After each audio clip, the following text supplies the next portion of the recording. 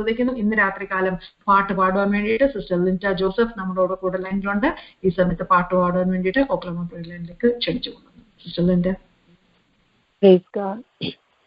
ദൈവത്തിൻ സ്നേഹത്തിൻ ആഴമിത് വർണ്ണിപ്പനാവിനാൽ ആവതില്ലേ. എത്രയോ ശ്രേഷ്ഠമാ തൻ കരുതൽ എന്നെന്നും ഓർത്തിടും വൻകൃപയാ. ദൈവത്തിൻ സ്നേഹത്തിൻ ആഴമിത് വർണ്ണിപ്പനാവിനാൽ ആവതില്ലേ. എത്രയോ ശ്രേഷ്ഠമാ തൻ കരുതൽ എന്നെന്നും ഓർത്തിടും വൻകൃപയാൽ. കൃപയാൽ കൃപയാൽ കൃപയാൽ കൃപയാൽ നിത്യം സ്നേഹിച്ച സ്നേഹമിത്. കൃപയാൽ കൃപയാൽ കൃപയാൽ കൃപയാൽ എന്നിൽ പകർന്നൊരു ശക്തിയിതേ. കൃപയാൽ കൃപയാൽ കൃപയാൽ കൃപയാൽ നിത്യം സ്നേഹിച്ച സ്നേഹമിതേ. കൃപയാൽ കൃപയാൽ കൃപയാൽ കൃപയാൽ എന്നിൽ പകർന്നൊരു ശക്തിയിതേ. നിന്നകലേറിടും വേളകളിൽ പഴുതുഷിയേറിടും നാളുകളിൽ തകർന്നിടാതെ മാനം കരുതുന്നവൻ താങ്ങിടും നിത്യവും തൻകരത്താം. നിന്നകലേറിടും വേളകളിൽ പഴുതുഷിയേറിടും നാളുകളിൽ തകർന്നിടാതെ മാനം കരുതുന്നവൻ താങ്ങിടും നിത്യവും തൻകരത്താൽ. കൃപയാൽ കൃപയാൽ കൃപയാൽ കൃപയാൽ നിത്യം സ്നേഹിച്ച സ്നേഹമിതേ. കൃപയാൽ കൃപയാൽ കൃപയാൽ കൃപയാൽ എന്നിൽ പകർന്നൊരു ശക്തിയിതേ. കൃപയാൽ കൃപയാൽ കൃപയാൽ കൃപയാൽ നിത്യം സ്നേഹിച്ച സ്നേഹമിതേ. കൃപയാൽ കൃപയാൽ കൃപയാൽ കൃപയാൽ എന്നിൽ പകർന്നൊരു ശക്തിയിതേ. ഉറ്റവരേവരും കൈവിടുമ്പോൾ കൂട്ടിനവനെന്റെ കൂടെ വരും. മരണത്തിൻ താഴ്വര പോകിടുമ്പോൾ തെല്ലും ഭയമെനിക്കേശുകില്ല. ഉറ്റവർ സേവരും കൈവിടുമ്പോൾ കൂട്ടിനവനെന്റെ കൂടെ വരും. മരണത്തിൻ താഴ്വര പോകിടുമ്പോൾ തെല്ലും ഭയമെനിക്കേശുകില്ല. കൃപയാൽ കൃപയാൽ കൃപയാൽ കൃപയാൽ നിത്യം സ്നേഹിച്ച സ്നേഹമിതേ. കൃപയാൽ കൃപയാൽ കൃപയാൽ കൃപയാൽ എന്നിൽ പകർന്നൊരു ശക്തിയിതേ. കൃപയാൽ കൃപയാൽ കൃപയാൽ കൃപയാൽ നിത്യം സ്നേഹിച്ച സ്നേഹമിതേ. കൃപയാൽ കൃപയാൽ കൃപയാൽ കൃപയാൽ എന്നിൽ പകർന്നൊരു ശക്തിയിതേ. ആയിരം ആയിരം നന്മകൾ നാം പ്രാപിച്ച നാളുകൾ ഓർത്തിടുമ്പോൾ സാരമില്ലീ ക്ലേശം മാറിടുമേ. നാഥനാവേനെന്നും കൂടെയുണ്ട്. ആയിരം ആയിരം നന്മകൾ നാം പ്രാപിച്ച നാളുകൾ ഓർത്തിടുമ്പോൾ സാരമില്ലീ ക്ലേശം മാറിടുമേ. നാഥനാവേനെന്നും കൂടെയുണ്ട്. കൃപയാൽ കൃപയാൽ കൃപയാൽ കൃപയാൽ നിത്യം സ്നേഹിച്ച സ്നേഹമിതേ. കൃപയാൽ കൃപയാൽ കൃപയാൽ കൃപയാൽ എന്നിൽ പകർന്നൊരു ശക്തിയിതേ. കൃപയാൽ കൃപയാൽ കൃപയാൽ കൃപയാൽ നിത്യം സ്നേഹിച്ച സ്നേഹമിതേ. കൃപയാൽ കൃപയാൽ കൃപയാൽ കൃപയാൽ എന്നിൽ പകർന്നൊരു ശക്തിയിതേ. ആമേൻ. ഹല്ലേലൂയ. സ്തോത്രം. കേൾപ്പിച്ച നല്ല പാട്ടിനായിട്ട് ദൈവത്തെ സ്തുതിക്കുന്നു, ദൈവത്തെ വാഴ്ത്തുന്നു.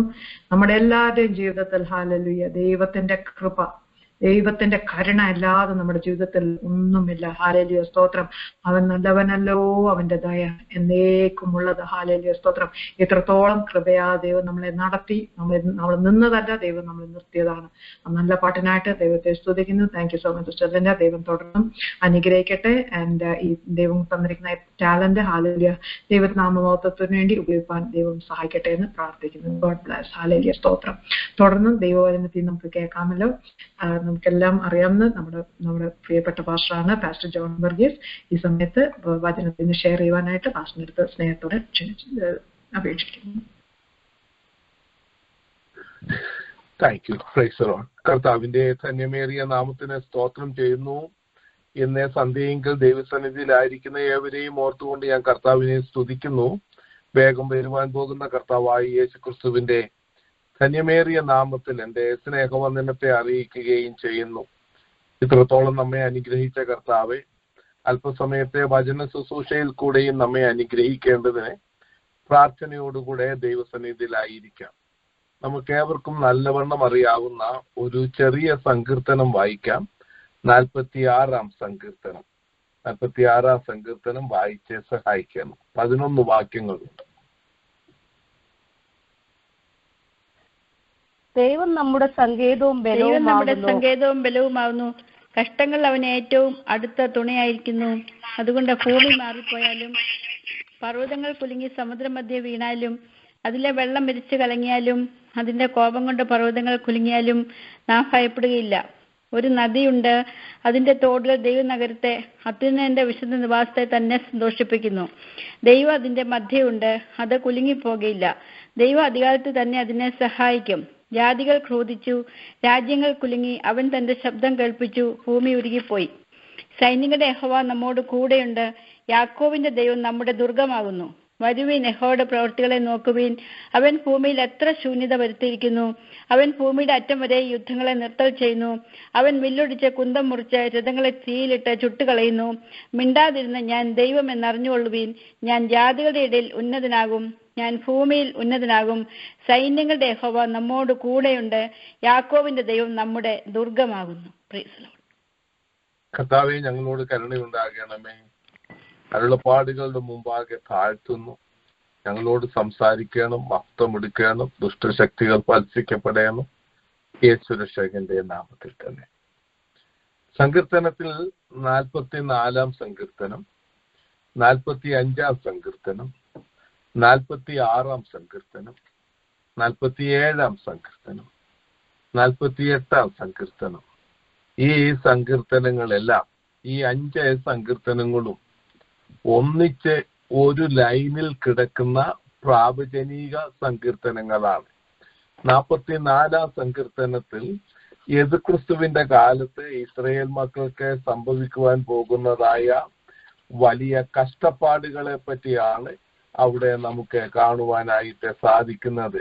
ഹല്ലേലൂയ, സ്തോത്രം. ഇസ്രായേൽ മക്കൾ ദൈവസന്നിധിയിൽ നിലവിളിക്കുന്ന നിലവിളി നമുക്ക് കാണാൻ സാധിക്കും. 44-6.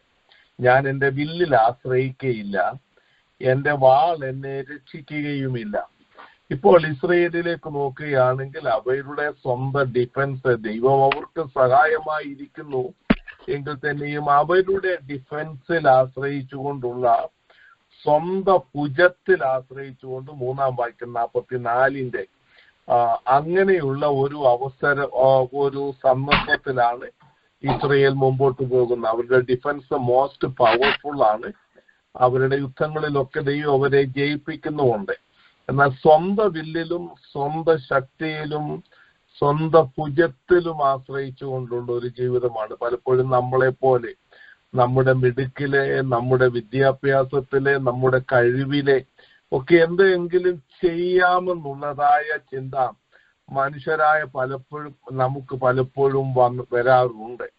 എന്നാൽ അവയെല്ലാം ശൂന്യമാകുന്നുവെന്നും അവ കൊണ്ട് നിത്യമായ ഒരു വിടുതലോ പ്രവൃത്തിയോ വെളിപ്പെട്ടു വരികയില്ല എന്നും ദൈവവചനം നമ്മെ നന്നായി പഠിപ്പിക്കുന്നുണ്ട്.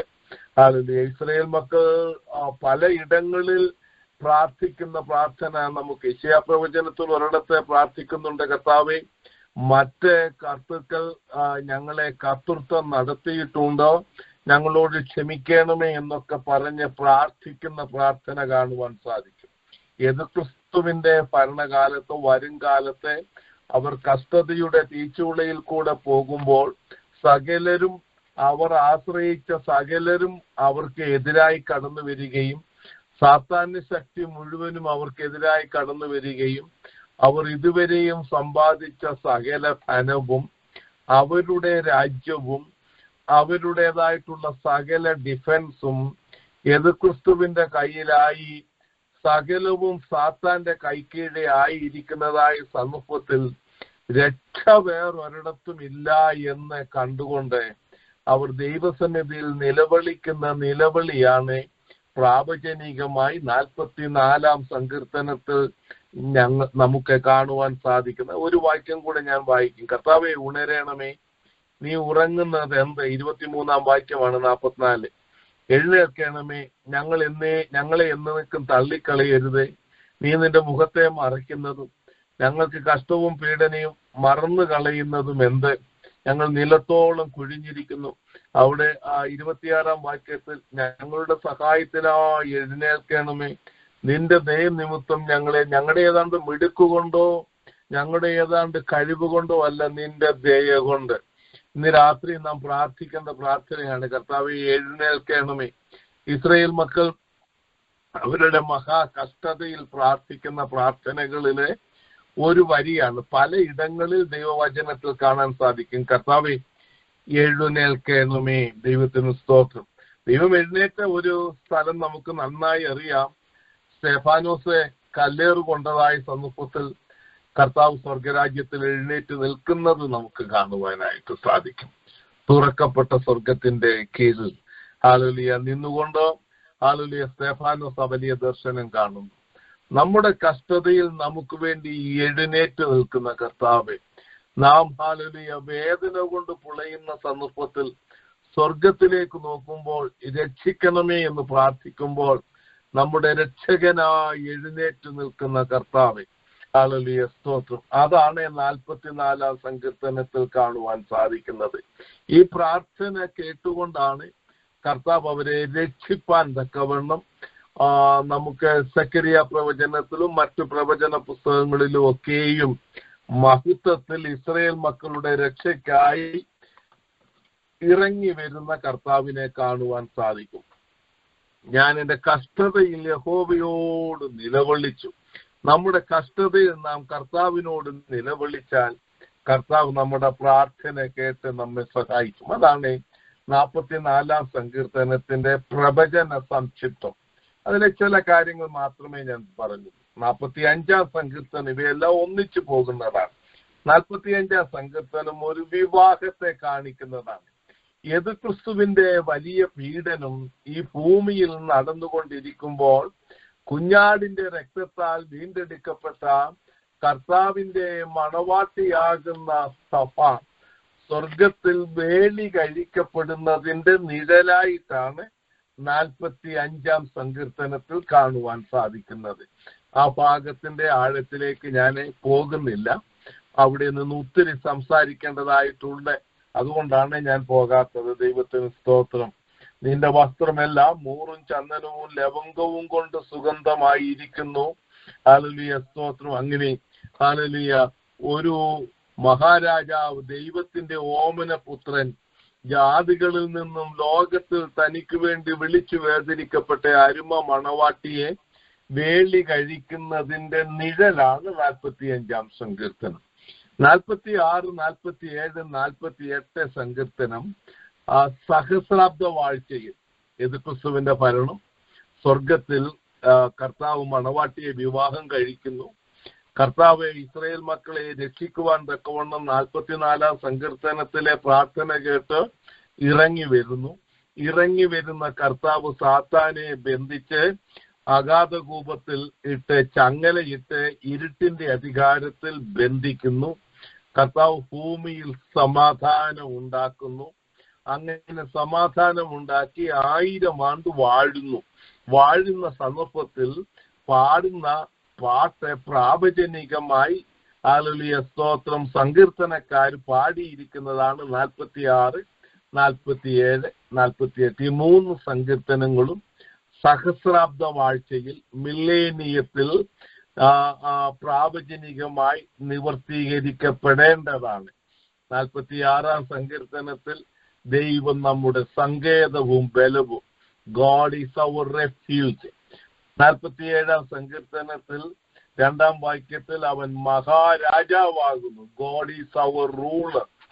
48-ാം സങ്കീർത്തനത്തിൽ ഗോഡ് ഈസ് അവർ റിസോഴ്സ്, നമ്മുടെ സകലത്തിന്റെ റിസോഴ്സ് ആയിട്ട് കർത്താവ് ഭരിക്കുന്ന ഒരു വീട്ടിൽ അന്നും ഇന്നും, കർത്താവ് ഭരിക്കുന്ന ഒരു വ്യക്തിയിൽ അന്നും ഇന്നും നമ്മുടെ സകലത്തിന്റെയും ആരോഗ്യത്തിന്റെയും ആത്മീകത്തിന്റെയും കുടുംബത്തിന്റെയും ജോലിയുടെയും നന്മയുടെയും റിസോഴ്സ് ദൈവമാണ് എന്നുള്ള ബോധം വരണം. അങ്ങനെ ആ ബോധം നമുക്കുണ്ടെങ്കിൽ നമ്മൾ ആരും നിഗളിക്കത്തില്ല. കർത്താവ് $1000 നമ്മുടെ കയ്യിൽ തന്നു, ഇതിന്റെ റിസോഴ്സ് ദൈവമാണ്. കർത്താവ് ഈ ആഴ്ച എനിക്ക് നല്ല ആരോഗ്യം തന്നു, ഇതിന്റെ റിസോഴ്സ് കർത്താവാണ്. കർത്താവ് എന്റെ രോഗക്കിടക്ക മാറ്റി വിരിച്ചു, ഈ സൗഖ്യത്തിന്റെ റിസോഴ്സ് കർത്താവാണ്. സകലത്തിന്റെയും റിസോഴ്സ് ഉറവ ദൈവമാണ്. ഹല്ലേലൂയ. അവനാണ് എന്നെ ഭരിക്കുന്നത്, അവൻ എന്റെ സങ്കേതമാണ്. എനിക്ക് ഓടി ഒരത്താണിയായി ചെല്ലുവാൻ തക്കവണ്ണം എന്റെ സങ്കേതമായി കർത്താവുണ്ട്. അതാണ് 46-ാം സങ്കീർത്തനത്തിൽ കാണുവാൻ സാധിക്കുന്നത്. ആക്ച്വലി ഈ സങ്കീർത്തനം ഹല്ലേലൂയ അവിടെ ദൈവം നമ്മുടെ സങ്കേതവും ബലവുമാകുന്നു, കഷ്ടങ്ങളിൽ അവൻ ഏറ്റവും അടുത്ത തുണയായിരിക്കുന്നു. കഷ്ടമെന്ന് അവിടെ പറഞ്ഞിരിക്കുന്നത് ഹല്ലേലൂയ യാക്കോബിന്റെ മക്കൾ അഥവാ ഇസ്രായേൽ മക്കൾ കടന്നുപോയ യേശുക്രിസ്തുവിന്റെ കാലത്തെ കഷ്ടതയിൽ അവരുടെ സാക്ഷ്യം പറയുകയാണ്, ഞങ്ങൾക്ക് ഏറ്റവും അടുത്ത തുണ, മോസ്റ്റ് നിയറസ്റ്റ് ഹെൽപ്പ് കർത്താവാണ്. ഹല്ലേലൂയ. നമ്മൾ മനസ്സിലാക്കണം, യേശുക്രിസ്തുവിന്റെ ഭരണകാലം എന്ന് പറയുന്നത് ലിറ്ററലി പഴയ പാമ്പായ സാത്താൻ ഭൂമിയിൽ വാഴി, അവനെ ആകാശത്ത് നിന്ന് തള്ളിയിട്ടു, പിന്നെ അവനെ മേലോട്ട് മാനൊക്കത്തില്ല, സകലവും ഭൂമിയിലാണ്. പാതാളം തുറന്ന് ബന്ധിക്കപ്പെട്ടിരിക്കുന്നതായ ഇന്യൂമറബിൾ നമ്പറുള്ള സാത്താന്യ ശക്തികൾ പാതാളത്തു നിന്ന് പുറത്തു വന്നു. സ്വർഗമണ്ഡലത്തിൽ അഥവാ ആകാശമണ്ഡലങ്ങളിലുള്ളതായ സാത്താനെ തള്ളിക്കളഞ്ഞപ്പോൾ അതിന്റെ കൂടെ 1/3 വീണുപോയ ദൂതന്മാര് വന്നു. മറ്റൊരു ഭാഷയിൽ പറഞ്ഞാൽ ഈ ഭൂമി നിറച്ച് സാത്താന്റെ ശക്തികൾ കൊണ്ട് നിറഞ്ഞിരിക്കുന്നു. അവനാൽ എതിർക്രിസ്തു നിറയപ്പെട്ടിരിക്കുന്നു. സകല ജാതികളും ഇസ്രയേലിനെതിരായി കടന്നു വന്നിരിക്കുന്നു. ഞങ്ങൾ നശിച്ചു, യെരൂശലേം പിടിക്കപ്പെട്ടെന്നാണ് സക്കറിയ പ്രവചനം 14-ാം അധ്യായത്തിൽ കാണുവാൻ സാധിക്കുന്നത്. വളരെ മ്ലേച്ഛതകൾ അവിടെ നടക്കുന്ന കാര്യം നമുക്ക് കാണുവാനായിട്ട് സാധിക്കുന്നു. വിഗ്രഹസേവയുടെ മൂർത്തിന്യ അവസ്ഥയിലേക്ക് കടന്നു വരുന്നു. ഈ സന്ദർഭത്തിൽ ജീവനുള്ള ദൈവത്തെ സേവിക്കുന്ന ഇസ്രായേൽ മക്കൾക്ക് ആശ്രയമായി അത്താണിയായി മറ്റാരും ഇല്ലാത്തപ്പോൾ ഹല്ലേലൂയ ഇതെല്ലാം കഴിഞ്ഞ് കർത്താവ് ഇറങ്ങി വന്ന് അവരെ വിടുവിച്ച് സാത്താനെയും പഴയ പാമ്പായ സാത്താനെ 1000 ആണ്ടേക്ക് ചങ്ങലയിട്ട് ബന്ധിച്ചു. യേശുക്രിസ്തുവിനെയും കള്ളപ്രവാചകനെയും ജീവനോടെ തീപ്പൊയ്കയിൽ തള്ളിയിട്ടു. ഇസ്രായേൽ മക്കൾക്കെതിരായി കടന്നു വന്നിട്ടുള്ളതായ എല്ലാ ജാതികളെയും തീപ്പൊയ്കയിൽ തള്ളിയിട്ടു. ഈ വലിയ ന്യായവിധിയൊക്കെ കഴിഞ്ഞ് ഭൂമി സ്വസ്ഥതയായിരുന്നപ്പോൾ ഇസ്രായേൽ മക്കളൊന്ന് തിരിഞ്ഞു നോക്കിയിട്ട് പറയുകയാണ്, ഞങ്ങളുടെ ആ മഹാ കഷ്ടതയിൽ കർത്താവ് ഞങ്ങൾക്ക് അടുത്ത അടുത്ത തുണയായിരുന്നു, അല്ലെങ്കിൽ ഞങ്ങൾ നശിച്ചു പോയേനെ. ഹല്ലേലൂയ, സ്തോത്രം. ദൈവം നമ്മെ അനുഗ്രഹിക്കുന്നതിന്റെ ഒരു ക്ലൂ ഞാൻ പറഞ്ഞു തരാം. എല്ലാ ദിവസവും വൈകിട്ട് കിടക്കുന്നതിന് മുമ്പേ പ്രഭാതം മുതൽ സന്ധ്യ വരെ കർത്താവ് നടത്തിയ നടത്തിപ്പുകളെ ഓർത്ത്, ഓ കർത്താവ് എനിക്ക് എന്ത് നല്ല തുണയായിരുന്നു ഇന്ന്. അല്ലെങ്കിൽ ഒരു മാസത്തിന്റെ അവസാനം കർത്താവ് ഞങ്ങൾക്ക് എന്ത് വലിയ തുണയായിരുന്നു എന്നൊക്കെയും പറയുവാനുള്ളതായ ഭാഗ്യം നമുക്കുണ്ടാകണം. ഹാലോവിനൊക്കെ വരുന്നതാണ്, അടുത്ത ആഴ്ച വരുന്നു.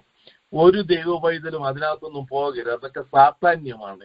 ഈ ലോകത്തിൽ അതൊക്കെ കാണുമെങ്കിലും നമ്മുടെ ചുറ്റുപാടും ഒക്കെ അതൊക്കെ കാണുമെങ്കിലും ഇതൊക്കെ ഈ മ്ലേച്ഛകരമായ കാര്യങ്ങളിലൊന്നും നാം ചിന്തിക്കുകയോ പോലെയോ നമ്മുടെ തലമുറകളെ മുട്ടായി മേടിക്കാൻ വിടുകയോ ഇതൊന്നും നമ്മുടെ ജീവിതത്തിൽ ഉണ്ടാകരുത്. അതൊക്കെ പിൽക്കാലത്തെ സാത്താന്റെ അവകാശവാദങ്ങളായിട്ട് നമുക്കെതിരെ കടന്നു വരും. നാം അതൊക്കെ സൂക്ഷിച്ചോണം. നമ്മെ തന്നെ സൂക്ഷിച്ചു വേണം നമ്മുടെ പ്രവാസ ജീവിതം കഴിപ്പാൻ. അങ്ങനെ പറയുകയാണ് രണ്ടാം വാക്യം. അതുകൊണ്ട് ഭൂമി മാറിപ്പോയാലും പർവ്വതങ്ങൾ കുലുങ്ങി സമുദ്രമധ്യേ വീണാലും, ലിറ്ററലി ഒത്തിരി സംസാരിക്കാനുള്ളതാണ്. അത് ലിറ്ററലി സംഭവിക്കും.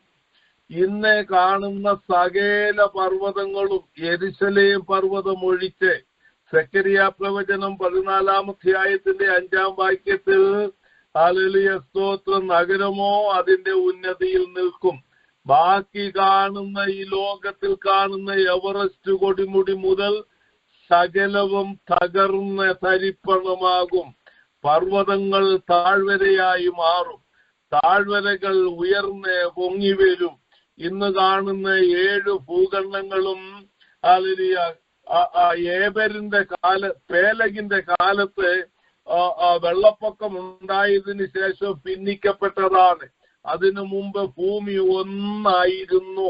ഹല്ലേലൂയ, ഒരു വശത്ത് നിന്ന് യാത്ര ചെയ്താൽ കടല് കൂടാതെ നിനക്ക് മറുവശത്ത് ചെല്ലാൻ സാധിക്കത്തക്കവണ്ണം ഭൂമി ഒന്നായി കിടക്കുകയായിരുന്നു. നമ്മുടെ കർത്താവ് മഹത്വത്തിൽ പ്രത്യക്ഷപ്പെടുമ്പോൾ അനേക ഭൂമികുലുക്കങ്ങൾ ഉണ്ടാകും. ഇവയിൽ കൂടെ ഈ ഭൂമി വിഭജിക്കപ്പെട്ട 7 ഭൂഖണ്ഡങ്ങളും ഒന്നായി മാറ്റപ്പെടും. ഹല്ലേലൂയ, ഈ ജാതീയ രാജ്യങ്ങളൊക്കെ ഇത് ഞങ്ങളുടെയാന്നും പറഞ്ഞ് അടിപിടി ബഹളമൊക്കെ ഉണ്ടാക്കി ദൈവത്തിന്റെ സാദൃശ്യത്തിലും സ്വരൂപത്തിലും സൃഷ്ടിച്ച മനുഷ്യരെ നിർദാക്ഷിണ്യം കൊന്നൊടുക്കുമ്പോൾ ഇതെല്ലാം മാറും. ഹല്ലേലൂയ, ഇത് കർത്താവിന്റെ, ഞങ്ങളുടെ അല്ല. ഇത് ചൈനയുടെ അല്ല, ഇന്ത്യയുടെ അല്ല, അമേരിക്കയുടെ അല്ല. ഭൂമിയും അതിന്റെ പൂർണ്ണതയും ഭൂതലവും അതിന്റെ നിവാസികളും കർത്താവിനുള്ളതാണ്. നാം എന്നും അത് മറന്നു പോകാതെ ഓർത്തിരിക്കുകയാണ്. ഈ ഭൂമിയിൽ വസിക്കുമ്പോൾ ഒരു ഭക്തൻ ഓർക്കേണ്ട ഈ ഭൂമി കർത്താവിനെയാണ് എന്ന് മറന്നു പോകാതെ ഓർത്തിരിക്കുകയാണ്. ഹല്ലേലൂയ, സ്തോത്രം. അങ്ങനെ ഒരു അവസ്ഥയിൽ വന്ന് ഭൂമിയുടെ മധ്യത്തിൽ കർത്താവ് വസിക്കുന്ന വാസത്തെ പറ്റിയാണ് പിന്നീട് പറയുന്നത്. ദൈവത്തിന് സ്തോത്രം. 4-5 വാക്യങ്ങൾ. ഹല്ലേലൂയ, ഒരു നദിയുണ്ട്, അതിന്റെ തോടുകൾ ദൈവനഗരത്തെ, അത്യുന്നതന്റെ വിശുദ്ധ നിവാസത്തെ തന്നെ സന്തോഷിപ്പിക്കുന്നു. ദൈവം അതിന്റെ മധ്യയുണ്ട്, അത് കുലുങ്ങിപ്പോകയില്ല. ദൈവം അധികാലത്ത് തന്നെ അതിനെ സഹായിക്കും. ഹല്ലേലൂയ, ദൈവത്തിന് സ്തോത്രം. ഹല്ലേലൂയ, നമ്മുടെ ഹല്ലേലൂയ അത്യുന്നതന്റെ വിശുദ്ധ ദൈവനഗരത്തെ, ഇന്ന് ഇതുവരെയും യെരുശലേമിനെ ദൈവനഗരം എന്ന് പറയുവാൻ അവിടെയൊക്കെ മ്ലേച്ഛതകൾ നടക്കുന്നുണ്ട്. ഹല്ലേലൂയ, എന്നാൽ യെരുശലേം ശുദ്ധീകരിക്കപ്പെട്ട് ഭൂമി ഒന്നായി മാറ്റപ്പെട്ട് കർത്താവ് അവിടെ സിംഹാസനം യെരുശലേമിലിട്ട് സകല ഭൂമിയെയും അടക്കി വാഴുമ്പോൾ യെരുശലേമിന്റെ പേര് ദൈവനഗരം എന്നായി മാറ്റപ്പെടും. നമുക്കറിയാമോ, യഥാർത്ഥമായി കർത്താവിനെ രക്ഷിതാവായി സ്വീകരിച്ച് ജീവപുസ്തകത്തിൽ പേരുള്ള ദൈവമക്കളാകുന്ന നാം കർത്താവിനോടുകൂടി അവിടെ ഉണ്ടായിരിക്കും എന്നുള്ളത് നാം മറന്നു പോകരുത്. ഈ ലോകത്തിലെ താൽക്കാലിക കാര്യങ്ങളൊക്കെ കണ്ട് നാം കുലുങ്ങി പോകരുതേ. കർത്താവിനോട് അടുത്ത് ജീവിപ്പാൻ. ഹല്ലേലൂയ, ഒരു കാര്യം കൂടെ പറയുവാനേ എന്റെ മുമ്പിൽ സമയമുള്ളൂ. ഒരു നദിയുണ്ട്, അതിന്റെ തോടുകൾ അത്യുന്നതന്റെ വിശുദ്ധ നിവാസത്തെ തന്നെ സന്തോഷിപ്പിക്കുന്നു. ഹല്ലേലൂയ. രണ്ട് കാര്യങ്ങളാണ് ദൈവനഗരം കുലുങ്ങിപ്പോകാത്ത. ബാക്കി പർവ്വതങ്ങളെല്ലാം കുലുങ്ങി സമുദ്രമധ്യേ വീണ് ഇന്ന് കാണുന്ന ഭൂമിയെ അല്ലായിരിക്കും നമ്മുടെ കർത്താവ് മഹത്വത്തിൽ പ്രത്യക്ഷപ്പെടുമ്പോൾ. ഹല്ലേലൂയ. ഭൂമി ആകമാനം മാറും. ഈ ശാപങ്ങളെല്ലാം മാറും. മുള്ളും പറക്കാരയും എല്ലാം മാറും. ദൈവത്തിന്റെ ആത്മാവ് ഭൂമിയിൽ ഇങ്ങനെ ആവസിച്ചുകൊണ്ടിരിക്കും. ദൈവത്തിന്റെ വലിയ അനുഭവം അനുഭവിക്കുന്ന അത് അവിടെ വലിയ സന്തോഷമാണ്. ഹല്ലേലൂയ. അത്യുന്നതന്റെ വിശുദ്ധ നിവാസത്തെ തന്നെ സന്തോഷിപ്പിക്കുന്ന രണ്ട് കാര്യങ്ങൾ അവിടെ കാണാൻ സാധിക്കും. ഒന്ന്, ദൈവം അതിന്റെ മധ്യത്തിലുണ്ട്. രണ്ട്, അത്യുന്നതന്റെ വിശുദ്ധ നിവാസത്തെ സന്തോഷിപ്പിക്കുന്ന ഒരാനന്ദ നദി ദൈവനഗരത്തെ ചുറ്റി ഒഴുകുന്നുണ്ട്. ഒരു ഭക്തന്റെ ജീവിതത്തിലെ സന്തോഷം എന്ന് പറയുന്നത് ദൈവം നമ്മളിൽ വസിക്കുന്നു. ഞാൻ ജീവനുള്ള ദൈവത്തിന്റെ ആലയമല്ലോ. ഹല്ലേലൂയ. സ്തോത്രം. ദൈവത്തിന്റെ ആത്മാവ് എന്നിൽ വസിക്കുന്നു. ഹല്ലേലൂയ. അപ്പം ദൈവത്തിന്റെ ആലയമാകുന്ന നമ്മളിൽ ദൈവം വസിക്കുന്നതാണ് നമ്മുടെ പ്രത്യേകത. അല്ലാതെ എന്തോ പ്രത്യേകതയാണ് നമുക്കുള്ളത്. അതുകൂടാതെ ഹല്ലേലൂയ സ്തോത്രം, ഒരു നദിയുണ്ട്. ആ നദി ഈ നഗരത്തെ ചുറ്റിക്കൊണ്ടിരിക്കുകയാണ്. ജീവജല നദി എന്നാണ് അതിന് പറയുന്നത്. നമ്മുടെ അധരത്തിൽ കൂടെ വിശ്വസിക്കുന്നവന്റെ ഉള്ളിൽ നിന്നും ഒഴുകുന്ന ജീവജല നദിയാണ് നമ്മെ പ്രത്യേകതയുള്ളവരാക്കുന്നത്. കർത്താവ് നമ്മളിൽ വസിക്കുന്നു. കർത്താവിന്റെ ആത്മാവിൽ നമ്മൾ നിറഞ്ഞ് നമ്മുടെ അധരത്തിൽ കൂടെ ദൈവത്തിന്റെ പരിശുദ്ധാത്മാവ് ഒഴുകി വരുന്നു. അപ്പോഴാണ് നാം വചനം സംസാരിക്കുമ്പോഴേ, നാം പഠിപ്പിക്കുമ്പോഴേ, നാം എഴുന്നേറ്റ് നിൽക്കുമ്പോഴേ ദൈവത്തിന്റെ ആത്മാവിന്റെ ഒഴുക്ക് നമ്മുടെ അധരങ്ങളിൽ കൂടെ ഒഴുകിക്കൊണ്ടിരിക്കുകയാണ്. ഒന്ന് ആലോചിച്ച് നോക്കി, ഈ പട്ടണത്തിലുള്ള ദൈവമക്കളാകുന്ന നമ്മുടെ അധരങ്ങളിൽ കൂടെ ദൈവത്തിന്റെ ആത്മാവ് ഒഴുകിയാൽ ഹല്ലേലൂയ, ഈ ഓക്ലഹോമ സിറ്റി പട്ടണം, ഹല്ലേലൂയ, നാം പാർക്കുന്ന പട്ടണം എല്ലാം സന്തോഷപൂർണമായി തീരും. അങ്ങനെ ഒരു അനുഭവത്തിലേക്ക് കർത്താവേ, ഞാൻ ഈ പട്ടണത്തിൽ താമസിക്കുന്നത് കൊണ്ട്, ഞാൻ ഒരു ദൈവ പൈതലായതുകൊണ്ട് ഈ പട്ടണത്തിൽ സന്തോഷം അയക്കണമേ എന്ന് പ്രാർത്ഥിപ്പാൻ ഈ വാക്യങ്ങൾ വെച്ച് നമുക്ക് കടപ്പാടുണ്ട്. ഈ നദി ഏതാണെന്നറിയാമോ? യെഹെസ്കേൽ 47 പറഞ്ഞിരിക്കുന്ന നദിയാണ്. ഹല്ലേലൂയ.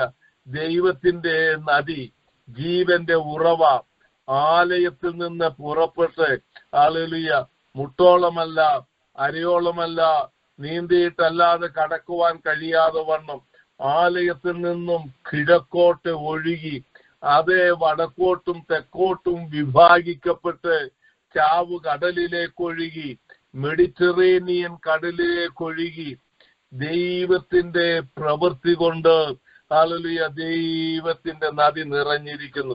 ഞാൻ ചിലപ്പോ ആ നദിയെ പറ്റി നോക്കിയിട്ട് ഹല്ലേലൂയ സ്തോത്രം പലപ്പോഴും യെഹെസ്കേൽ 47 വായിച്ചിട്ട് മരുഭൂമി എല്ലാം ഉദ്യാനമായി മാറുന്ന കാര്യം അതാ. ഹല്ലേലൂയ. ഈ മിഡിൽ ഈസ്റ്റിലെല്ലാം മരുഭൂമിയായി. ഇന്ന് അവിടെ പോയിട്ടുള്ളവർക്കറിയാം. ആ മരുഭൂമിയെല്ലാം കർത്താവ് വന്നു കഴിഞ്ഞാൽ അത് മരുഭൂമി അല്ല, അത് ഉദ്യാനമാണ്. ഒരു വല്ല പൊയ്കയായിട്ടൊക്കെ മാറുന്നു എന്നാണ് വേദപുസ്തകത്തിൽ എഴുതിയിരിക്കുന്നത്. താഴ്വരകളൊക്കെ പൊങ്ങി ഉറവകൾ ഉണ്ടായി. ഇത് ഈ നദി ഒഴുകി ചെല്ലുന്നത് കൊണ്ടാണ് സകല വരൾച്ചയും. ഹല്ലേലൂയ. കർത്താവേ, ഒരു വരൾച്ച എന്റെ ജീവിതത്തിലുണ്ട് എന്ന് നമുക്ക് തോന്നുന്നെങ്കിൽ നമുക്കൊന്ന് ആത്മാർത്ഥമായി പ്രാർത്ഥിക്കാം. കർത്താവേ, എന്നിൽ കൂടെ ഒഴുകുന്ന ജീവജലതി മുഖാന്തരം ശക്തിയും താഴ്വരയെ നനച്ച യോവേൽ പ്രവചനത്തിൽ എഴുതിയിരിക്കുന്നത് പോലെ ഹല്ലേലൂയ അവിടെ ഒരു വലിയ ഫലഭൂയിഷ്ടം ഉണ്ടാകുവാനിടയാകണം. ഞാൻ ഇരുന്ന് യെഹെസ്കേൽ പ്രവചനം ഞാൻ ഇങ്ങനെ വായിക്കുകയായിരുന്നു കുറച്ചു മുമ്പ്. ഈ 46-ാം സങ്കീർത്തനം വായിക്കുന്നതിനപ്പുറമായി കുറേ സമയം ഞാൻ സദാസമയം വായിച്ചുകൊണ്ടിരിക്കുന്ന യെഹെസ്കേൽ 47 ഇങ്ങനെ വായിച്ചുകൊണ്ടിരിക്കുകയായിരുന്നു.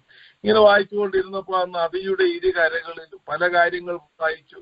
എന്നാൽ ഇന്ന് എന്നെ സന്തോഷിപ്പിച്ചത് നദിയുടെ ഇരുകരകളിലും അനേക വൃക്ഷങ്ങളുണ്ടെന്നാ പറഞ്ഞേക്കുന്നത്.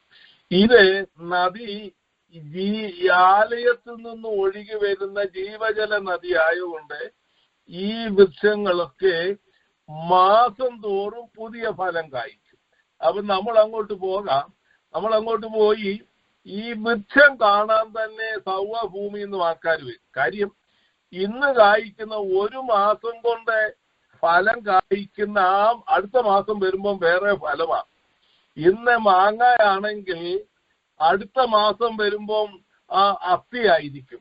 അടുത്ത മാസം വരുമ്പോൾ സ്വർഗീയ അന്നത്തെ ഫലങ്ങളൊക്കെ എന്താണ്? ആപ്പിൾ ആയിരിക്കും, അല്ലെങ്കിൽ പീച്ചായിരിക്കും. 1 മാസം മതി. ഇത് ഓരോ മാസവും ഇങ്ങനെ ഈ ഫലം പറിച്ച് തിന്നേ. അത് ഒരു വൃക്ഷത്തിൽ ഓരോ മാസവും 12 വിധ ഫലം കായ്ക്കുമെങ്കിൽ നിരവധി വൃക്ഷങ്ങളിൽ എന്തെല്ലാം ഫലമായിരിക്കും ഈ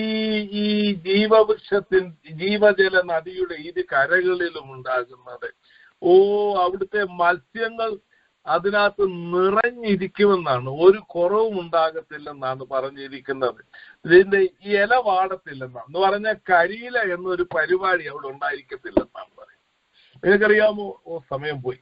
നിങ്ങൾക്കറിയാമോ ഈ പാപം ചെയ്ത് ആദാവും ഹവ്വായും കർത്താവിന്റെ കാലത്ത് കെട്ടിയപ്പോൾ ഓടിപ്പോയി അത്തിവൃക്ഷത്തിന്റെ അടുക്ക പോയിട്ട് അത്തിയില പറിച്ച് തുന്നി അവരെ ഒരു അരയാട ഉണ്ടാക്കി നഗ്നത മറയ്ക്കാൻ ശ്രമിച്ചു.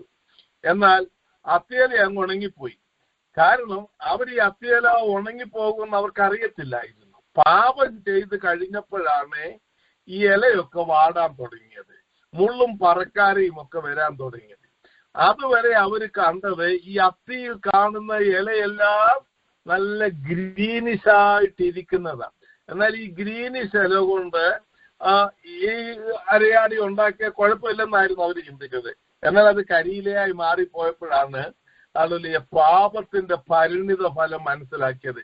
എന്നാൽ പഴയ പാമ്പായ സാത്താനെ അഗാധകൂപത്തിൽ തള്ളിയിട്ട് യേശുക്രിസ്തുവിനെയും കള്ളപ്രവാചകനെയും തീപ്പൊയ്കയിൽ തള്ളിയിട്ട് ഈ ഭൂമി പരിശുദ്ധാത്മാവ് കൊണ്ട് നിറഞ്ഞ് ജീവജല നദി ഒഴുകി കർത്താവ് ഇവിടെ വസിക്കുമ്പോൾ ഈ ഭൂമിയുടെ അവസ്ഥയ്ക്ക് ഉണ്ടാകുന്ന ഒരു വ്യത്യാസം മാത്രമേ, ഒരു ചെറിയ വ്യത്യാസം, കരിയിലയില്ല.